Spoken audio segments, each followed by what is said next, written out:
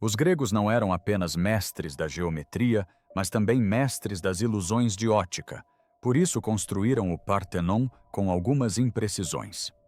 Quando a Groc AI foi incumbida de reconstruir digitalmente o panteão grego, os arqueólogos esperavam um modelo preciso das ruínas antigas. O que a Groc apresentou superou em muito qualquer expectativa. O repórter Jesse Waters foi o primeiro a divulgar a história e, em poucas horas, as descobertas se espalharam pelas comunidades de pesquisa do mundo todo. Câmaras secretas, rituais esquecidos e segredos de construção, enterrados por mais de 2000 anos, emergiram dos dados. Os engenheiros permaneceram em silêncio. Os historiadores questionaram seus livros didáticos. O que Groc descobriu sob o mármore dentro das colunas e por todo o solo sagrado não foi apenas surpreendente, mas alterou para sempre nossa compreensão da Atenas antiga. Terra Sagrada. A Acrópole de Atenas é um símbolo da civilização grega antiga há milhares de anos. Erguendo-se a 150 metros acima do nível do mar, esta rocha calcária abrigou algumas das estruturas mais importantes da história da humanidade. Mas muito antes de os famosos edifícios que reconhecemos hoje tomarem forma, esta colina servia como um espaço sagrado para rituais, oferendas e culto divino. No século V a.C., Atenas havia saído vitoriosa da invasão persa. A cidade precisava ser reconstruída. Sob a liderança de Péricles, um ambicioso programa de construção teve início em 447 a.C. A peça central desse programa era um templo imponente, dedicado a Atena, a deusa padroeira da cidade. Esse templo, conhecido como Partenon, foi projetado pelos arquitetos Ictino e Calícrata. A estrutura principal foi concluída em apenas 9 anos, com os trabalhos decorativos continuando por mais alguns anos. O Partenon foi construído com enormes blocos de mármore pentélico extraídos do Monte Pentélico a cerca de 16 quilômetros de Atenas. A colunata externa apresentava 46 colunas dóricas, cada uma com 10,4 metros de altura. No interior, a cela abrigava uma imponente estátua de Atena em ouro e marfim, criada pelo escultor Fídias. O templo media 69,5 metros de comprimento e 30,9 metros de largura, o que o torna um dos maiores templos dóricos já construídos. No entanto, o Partenon impressionava não apenas por suas dimensões, mas também pela beleza de seu mármore. A construção incorporava sofisticados refinamentos ópticos. As colunas apresentavam uma ligeira protuberância no meio, uma técnica chamada êntase, que corrigia a ilusão de ótica que faria com que colunas retas parecessem mais finas no centro. O piso curvava-se para cima em direção ao centro, para evitar a aparência de afundamento. As colunas de canto eram ligeiramente mais grossas e colocadas mais próximas umas das outras para contrabalançar o céu claro atrás delas. Esses ajustes exigiram uma precisão matemática excepcional e uma profunda compreensão da percepção humana. O templo foi adornado com programas escultóricos que narravam histórias do poder divino e da superioridade ateniense. O frontão leste mostrava o nascimento de Atena, enquanto o oeste retratava sua disputa com Poseidon pelo patrocínio da cidade. Um friso contínuo circundava a câmara interna, mostrando a procissão panatenaica, um festival religioso realizado a cada 4 anos em homenagem a Atena.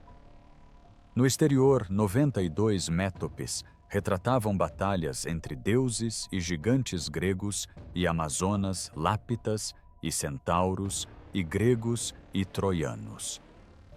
Durante séculos, estudiosos analisaram cada elemento visível do Partenon. Eles mediam ângulos, analisavam esculturas e debatiam escolhas arquitetônicas. No entanto, lacunas significativas permaneceram em nossa compreensão. O próprio processo de construção deixou poucos registros escritos, já que os arquitetos romanos não documentaram as técnicas de construção gregas em detalhes. Danos posteriores causados por guerras, terremotos e poluição obscureceram as características originais. Os pesquisadores modernos se basearam no que sobreviveu, mas grandes partes dos sistemas internos da estrutura e sua história inicial permaneceram obscuras. Esses mistérios fizeram do Partenon um objeto ideal para a reconstrução digital avançada. A Grok AI foi incumbida de processar conjuntos de dados massivos, reconhecer padrões invisíveis à observação humana e prever elementos faltantes com base em princípios de engenharia conhecidos.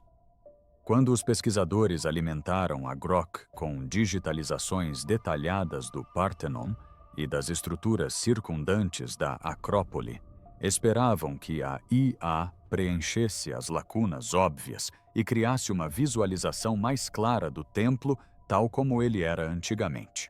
O que aconteceu a seguir foi uma completa surpresa para todos. Oferendas ocultas, a Grok AI iniciou sua análise processando milhares de escaneamentos a laser, levantamentos fotográficos e relatórios arqueológicos. A IA mapeou cada superfície visível do Partenon com precisão milimétrica. Ao analisar a superestrutura do templo, a Grok detectou cavidades incomuns nos próprios blocos de mármore, espaços que não deveriam existir em uma construção de pedra maciça. Essas cavidades apareceram em locais específicos dentro do entablamento, a estrutura horizontal que repousa sobre as colunas. Grok identificou lacunas irregulares atrás de vários tríglifos, as placas verticais ranhuradas que se alternam com as métopas na arquitetura dórica. A maioria dessas lacunas apresentava claros sinais de danos posteriores ou erosão natural. Mas uma cavidade localizada atrás do 14º tríglifo, a partir do norte, no lado oeste do templo, apresentava características diferentes. A abertura era uniforme demais para ser acidental. O espaço media aproximadamente 20 centímetros de profundidade e não apresentava sinais de danos causados pelo clima ou falhas estruturais. Grok cruzou esses dados com relatórios de escavação de trabalhos de restauração realizados em 2012. Naquele ano, operários que desmontavam o canto sudoeste do Partenon descobriram algo notável dentro dessa cavidade. Quando os arqueólogos removeram o bloco de tríglifos, encontraram solo intacto e lascas de mármore preenchendo o espaço estreito. Nesse depósito jazia uma tigela rasa de bronze, conhecida como frasco com aproximadamente 22 centímetros de diâmetro. Dentro da tigela, havia parte de um osso da perna de um animal com um tubo de bronze encaixado em seu interior, provavelmente um instrumento musical, conhecido como aulo. Marcas escuras de queimadura indicavam que o solo ao redor desses objetos havia sido atingido por um pequeno incêndio localizado. O frasco de bronze não era um recipiente comum. O exame revelou que se tratava de um tipo mesonfálico, caracterizado por uma projeção elevada ou ônfalo em seu centro. Coroas decorativas de folhas marteladas adornavam tanto a superfície interna quanto a externa. Mais importante ainda, a borda apresentava uma tênue inscrição votiva em escrita arcaica dedicada à deusa Atena. Análises de datação situaram a tigela no século VI a.C., pelo menos 100 anos mais antiga que o próprio Partenon. Isso reescreve a história. A descoberta comprovou que as antigas oferendas votivas não eram simplesmente exibidas em tesouros ou usadas uma única vez e guardadas. Este frasco em particular havia sido cuidadosamente selecionado da coleção de objetos sagrados do santuário e levado ao local da construção para um propósito específico. Os trabalhadores que construíam o Templo de Atena escolheram realizar um ritual usando um objeto já imbuído de conexão divina por ter sido usado durante décadas ou mesmo séculos em cerimônias religiosas anteriores. A localização dessa oferenda foi deliberada e simbólica. A cavidade ficava no alto da estrutura do templo, acessível apenas subindo o andaime de madeira que circundava o edifício durante a construção. Os construtores já haviam quase terminado as paredes e colunas quando colocaram o frasco em seu esconderijo. Estavam prestes a adicionar o telhado à última grande fase da construção. A localização no canto sudoeste tinha um significado especial. Este canto era o único com vista direta para o mar Egeu, a fonte do poder naval de Atenas e o local de sua recente vitória sobre as forças persas. O Grok, ponto aí, reconstruiu o que provavelmente aconteceu naquele dia de 438 a.C.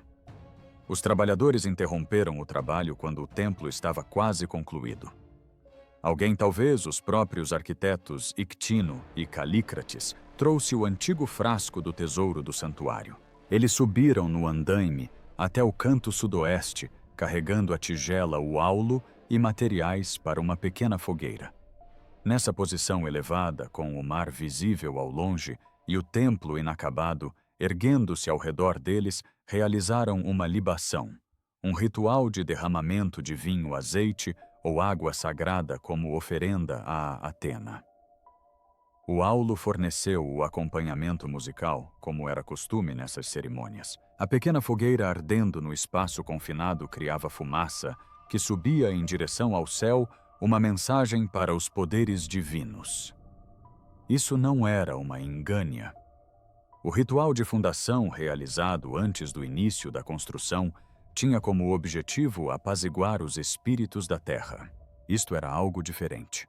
Uma oferenda de agradecimento pela proteção durante o processo de construção até então e um pedido de contínua graça divina enquanto concluíam as etapas finais.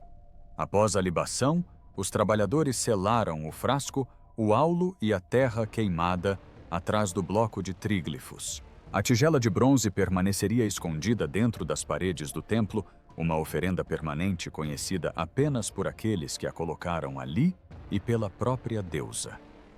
Por 2450 anos, o segredo permaneceu trancado na pedra. Mas esse não foi o único objeto escondido que Grok encontraria. Vasos esquecidos.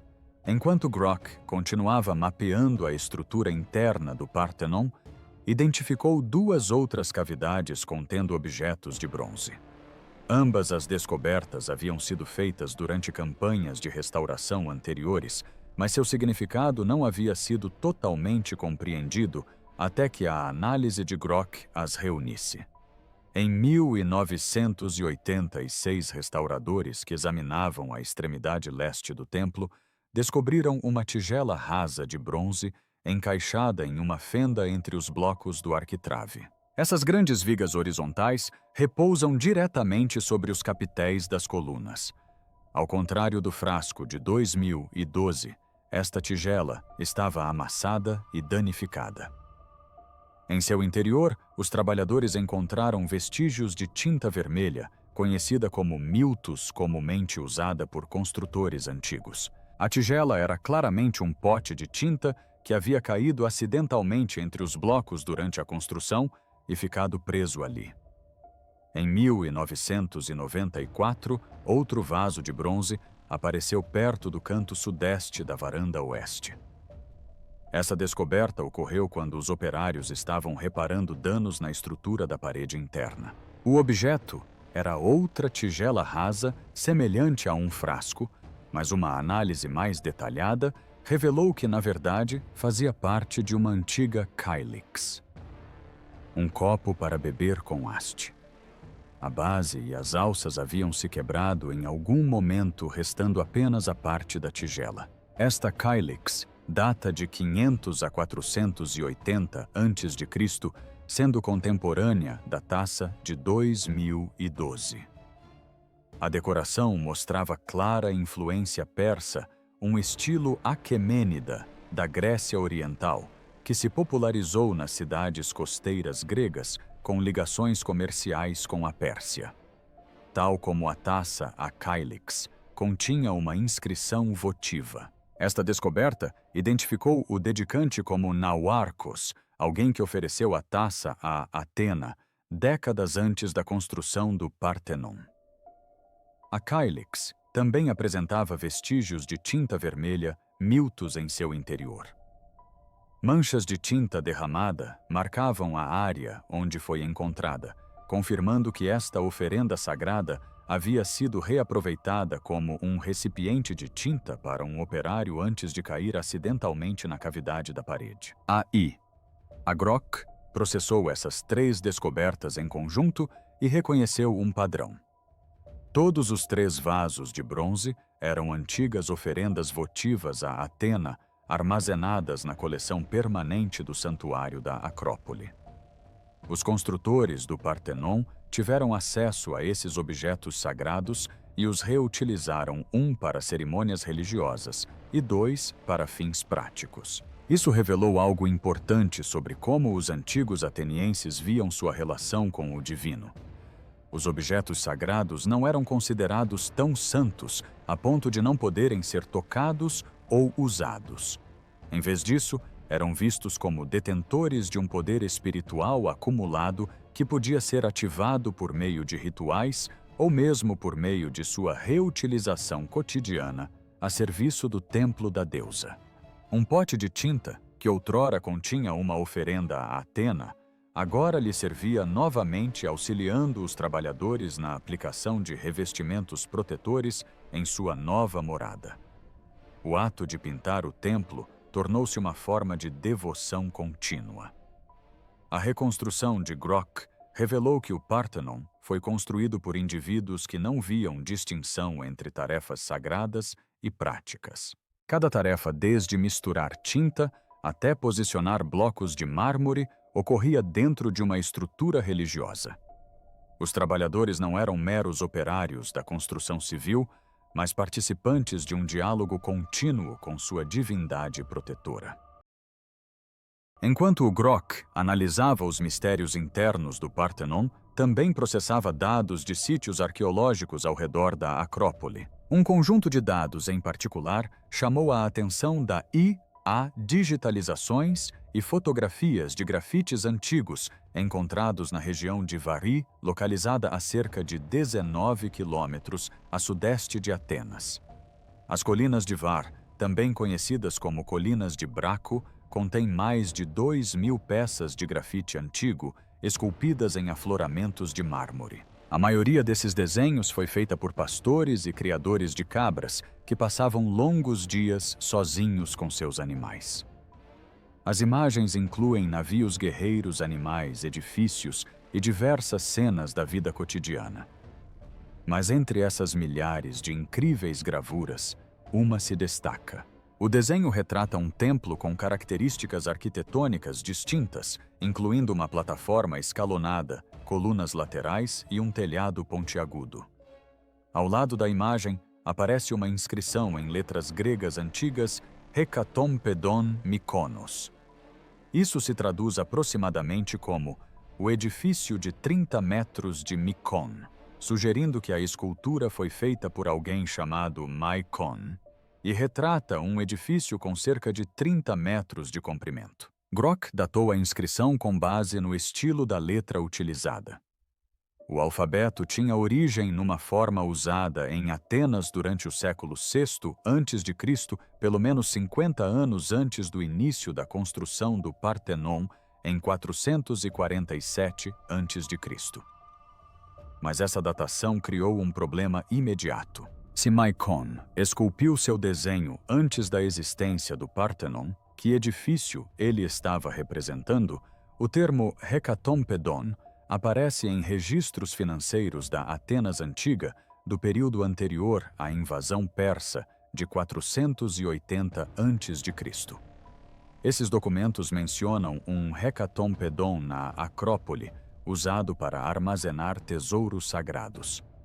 Os estudiosos debatem há muito tempo a natureza dessa estrutura. Alguns acreditavam que se referia a um templo de verdade. Outros argumentavam que era simplesmente um pátio aberto ou uma parte de outro edifício. Os grafites de Maikon forneciam evidências visuais. Ele esculpiu uma estrutura de templo completa, com elementos arquitetônicos específicos, não um pátio ou anexo de armazenamento. As proporções correspondiam às dos templos do período arcaico. A localização do sítio de escultura ofereceu outra pista. Do alto das colinas, a Acrópole é claramente visível no horizonte. É provável que Mycon tenha desenhado o que conseguia ver à distância. A inteligência artificial Grok cruzou as informações do desenho do templo de Mycon com evidências arqueológicas da própria Acrópole. O Museu da Acrópole abriga fragmentos de esculturas de mármore e elementos arquitetônicos que claramente são anteriores ao Partenon, peças que apresentam sinais de danos causados por incêndio e destruição deliberada. Isso faz sentido quando especialistas encontraram registros históricos que confirmam que, em 480 a.C., as forças persas, sob o comando do rei Xerxes, capturaram Atenas e queimaram tudo na Acrópole. Os gregos evacuaram a cidade antes da chegada dos persas, levando consigo seus tesouros mais portáteis. Mas grandes estruturas e esculturas pesadas permaneceram. Quando os persas incendiaram os edifícios, o mármore rachou devido ao calor intenso e os elementos de madeira foram completamente consumidos pelo fogo. Depois que os gregos reconquistaram sua cidade e derrotaram a frota persa em Salamina, retornaram e encontraram a Acrópole em ruínas. Durante décadas, os atenienses deixaram grande parte da destruição intacta como lembrança da agressão persa. Enterraram as esculturas danificadas e os fragmentos arquitetônicos em fossas na própria Acrópole, tratando-os com respeito como objetos que haviam sido sagrados mesmo em seu estado de ruína. Esses fragmentos enterrados são o que agora se encontram no Museu da Acrópole. Grok analisou o estilo arquitetônico desses fragmentos pré-Partenon. Muitos apresentavam características comuns em templos construídos entre 570 e 480 a.C. Aí Poynton comparou esses elementos com o templo no desenho de Mecon, e as proporções coincidiram. Os especialistas ficaram sem palavras. A disposição das colunas coincidia. Até mesmo a base da plataforma escalonada correspondia aos vestígios de fundações que os arqueólogos haviam descoberto anteriormente, sob e ao redor da localização atual do Partenon. Isso reescreve a história. O simples grafite de Mecon, descartado durante anos como um esboço de um ídolo de pastor, era na verdade um depoimento. Ele havia esculpido uma imagem do templo original de Hecatompetan, enquanto este ainda estava de pé, provavelmente em algum momento do início do século VI a.C. Isso confirmou que um grande templo dedicado a Atena existia no topo da Acrópole, pelo menos 50 anos antes do Partenon, um templo tão grande e impressionante que um pastor que esculpia imagens a 19 quilômetros de distância decidiu imortalizá-lo em pedra. Quando Péricles lançou seu programa de reconstrução em 447 a.C., os arquitetos não começaram com um terreno vazio. Começaram com escombros, esculturas enterradas e os alicerces do destruído Hecatompetano. A decisão de construir o Partenon no mesmo local foi deliberada uma declaração de que Atenas ressurgiria ainda mais magnífica do que antes. Vozes em pedra. Os trabalhadores que construíram o Partenon deixaram mais do que vasos de bronze e pedras fundamentais. Deixaram vestígios de si mesmos incrustados por toda a estrutura. A Grok, AI, detectou esses vestígios analisando milhares de blocos de mármore individuais, buscando marcas de ferramentas, padrões de alinhamento e anomalias na superfície invisíveis a olho nu. Os antigos pedreiros não possuíam ferramentas elétricas.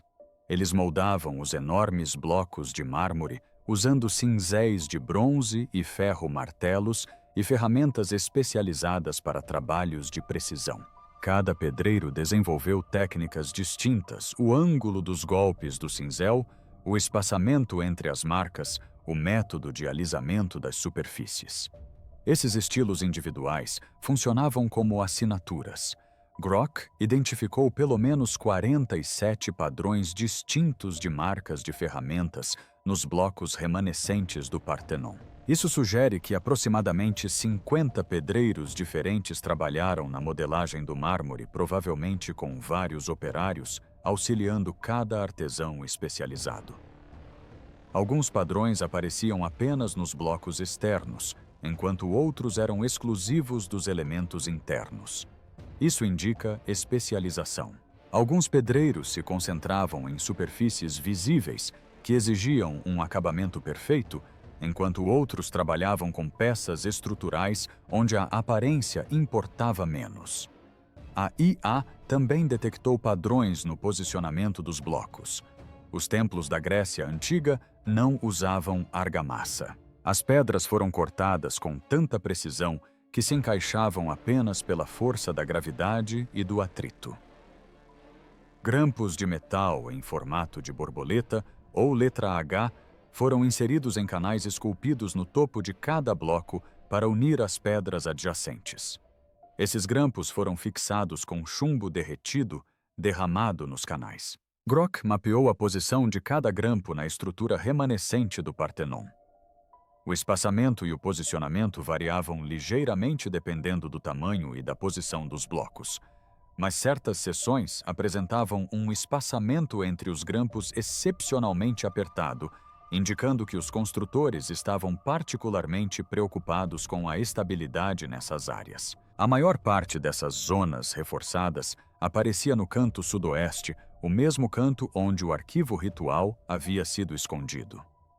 Isso sugeria que as preocupações práticas de engenharia correspondiam à importância simbólica do canto como um local de poder e proteção. Os construtores podem ter reconhecido que esse canto voltado para o mar e suportando o peso de complexos programas escultóricos em ambos os lados adjacentes exigia suporte estrutural extra. Sua oferenda ritual pedia auxílio divino exatamente no local onde a engenharia humana enfrentava seu maior desafio.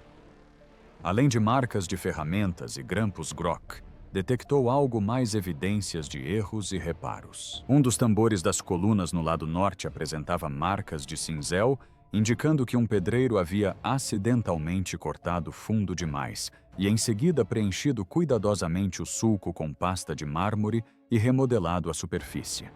Vários blocos nas paredes internas haviam sido virados ou girados, indicando que foram inicialmente colocados incorretamente e posteriormente ajustados. Uma seção do piso apresentava sinais de ter sido parcialmente desmontada e reconstruída, provavelmente para corrigir um erro de medição. Essas imperfeições revelaram que até mesmo os arquitetos e pedreiros mais renomados da Grécia Antiga eram humanos. Eles cometiam erros. Eles encontravam soluções. Eles ajustaram seus planos quando a realidade não correspondeu aos seus desenhos. O Partenon não nasceu perfeito fruto de um projeto divino.